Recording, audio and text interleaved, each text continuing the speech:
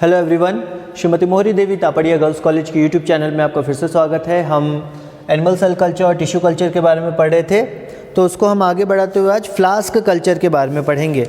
Basically हमने क्या देखा था, हमने जो इंट्रोडक्शन है बेसिकली कि क्या क्या चीज़ें लगती है, लेबोरेटरी की क्या रिक्वायरमेंट है, सबस्ट्रेट किस तरह का होना चाहिए, कल्चर मीडिया किस तरह का होना चाहिए, स्टरलाइजेशन जो हम करते हैं ग्लासवेयर्स का, उसके बाद सेल लाइन या सेल कल्चर को कैसे हम इस्टेब्लिश करते हैं, प्राइमरी कल्चर सेकेंडरी कल्चर कैसे करते हैं, उसके बारे में हमने पढ़ा था।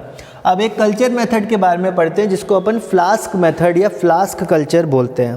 फ्लास्क कल्चर बोलने का मतलब है यहाँ पे बेसिकली हम जो कल्चर करेंगे अपना सैंपल वो एक फ्लास्क में करेंगे। एक फ्लास्क आता है जिसको हम यहाँ पे कैरल फ्लास्क बोलते हैं, जिसको हम कैरल फ्लास्क बोलते हैं। कैरल फ्लास्क आप देखने जाओगे तो एक ऐसा फ्लास्क रहेगा जिसका जो बॉडी है वो पेट्री डिश की तरफ फ्लैट रहेगा। बॉडी जो है वो पेट्री डिश की तरफ फ्लैट रहेगा, पर उसके साथ ही साथ उसमें से एक कॉनिकल फ्लास्क की तरह एक लंबी सी सुराही टाइप की मुंह जो है निकला रहेगा। मतलब ये पेट्री डिश की तरह है, जिस तरह का पेट्री डिश होता है, और यहाँ से एक जो ओपनिंग है इसकी, वहाँ से एक ऐसा मुंह जो है वो निकला रहेगा, और यहीं से सारा जो लिक्विड है सैंपल अंदर डाला जाता है, वो आके इस पेट्री डिश में जमा हो जाता है। और यहाँ से इसको इस तरह से बनाने का एक कारण है, वो कारण ये है कि ताकि हम जो अपना ग्रोइंग कल्चर है, जो हमारा कल्चर है, उसको हम ग्रो होते समय ऑब्ज़र्व कर सके। जो हमारा कल्चर है उसको हम ग्रो होते समय ऑब्ज़र्व कर सके। ये ऐसे, और बेसिकली ये ऐसे।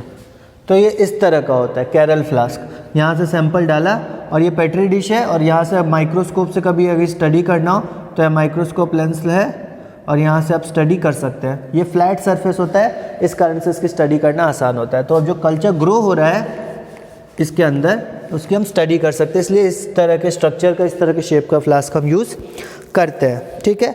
उसके बाद एक बड़े लार्ज नंबर ऑफ सेल्स को अगर आपको कल्चर करना है, उसके लिए हम फ्लास्क कल्चर यूज़ करते हैं। उसके बाद फ्लास्क कल्चर जो है वो छोटे टाइम पीरियड के लिए भी और लंबे टाइम पीरियड के लिए भी हो सकता है। दो तरह के कल्चर होते हैं बेसिकली। ठीक है। फ्लास्क कल्चर जो है वो दो तरह का होता है। एक बोला जाता है थिन क्लॉट कल्चर, एक होता है थिन क्लॉट कल्चर, दूसरा होता है थिक क्लॉट कल्चर, दूसरा होता है थिक क्लॉट कल्चर। एक थिन क्लॉट कल्चर और एक थिक क्लॉट कल्चर, दो तरह का टाइप का कल्चर यहाँ पे होता है। ये जो थिक क्लॉट कल्चर है, थिक क्लॉट कल्चर जो है, ये बेसिकली रैपिड जब कल्चर करना होता है, बहुत तेज़ी से कल्चर आपको करना पड़ता है। ठीक है।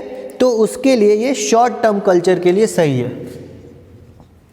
शॉर्ट टर्म रैपिड कल्चर, जल्दी भी होगा पर थोड़े समय के लिए वो कल्चर अवेलेबल रहेगा, तो शॉर्ट टर्म रैपिड कल्चर होता है। और जो थिन क्लॉट होता है वो लॉन्गर पीरियड ऑफ टाइम के लिए होता है। ये लॉन्ग टर्म, ये लंबे समय तक के लिए कल्चर आप प्रिजर्व करके रख सकते हैं, थिन क्लॉट। ठीक। तो थिक क्लॉट जो है शॉर्ट टर्म होता है, रैपिड होता है, और ये लॉन्ग टर्म होता है पर थोड़ा स्लो होता है। अब यहाँ पे स्टेप्स की बात करें अगर हम फ्लास्क कल्चर की, कि बेसिक जो इन जनरल स्टेप्स हैं फ्लास्क कल्चर में वो किस प्रकार के होते हैं और कौन कौन से होते हैं।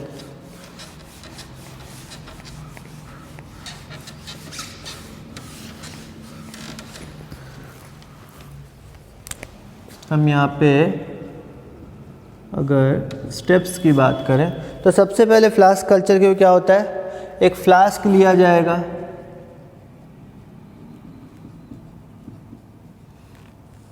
कौन सा, कैरल फ्लास्क लिया जाएगा। फ्लास्क लेने के बाद उसमें एक ड्रॉप प्लाज्मा डाला जाएगा बॉटम में। वो जो फ्लास्क है उसमें एक ड्रॉप प्लाज्मा डाला जाएगा,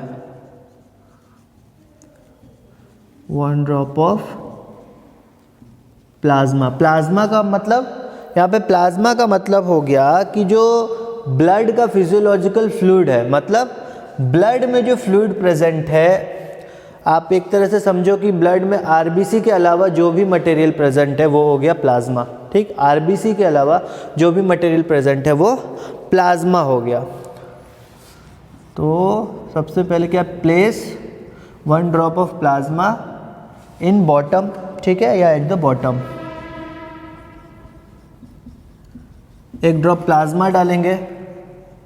प्लाज्मा का अपन ने क्या बोला, ब्लड में अपन बोलते हैं ब्लड का जो लिक्विड होता है, या फिर आप बोलो कि आरबीसी के अलावा जो भी चीज़ें रहती हैं वो सब प्लाज्मा होती है। बेसिकली वाटर, सॉल्ट, उसके अलावा लिपिड्स रहते हैं, हार्मोन्स रहते हैं, ये सब जो कॉन्स्टिट्यूएंट्स है वो प्लाज्मा के रहते हैं, ठीक। आरबीसी निकाल दो तो वो प्लाज्मा हो जाएगा।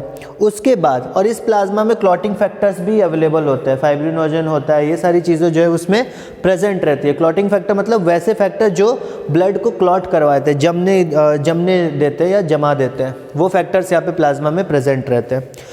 उसके बाद जब प्लाज्मा ने को हमने डाल दिया बॉटम पे, फिर हमें क्या करना है,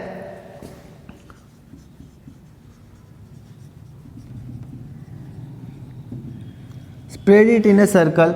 वो एक जगह ड्रॉप जो बना हुआ है उसको थोड़ा, एक ड्रॉप हमने यहाँ पे डाल दिया मतलब, और उस ड्रॉप को फिर थोड़ा फैला देना है, थोड़ा बड़ा कर देना है फैला के, ठीक है, एरिया इसका बड़ा कर देना है फैला के।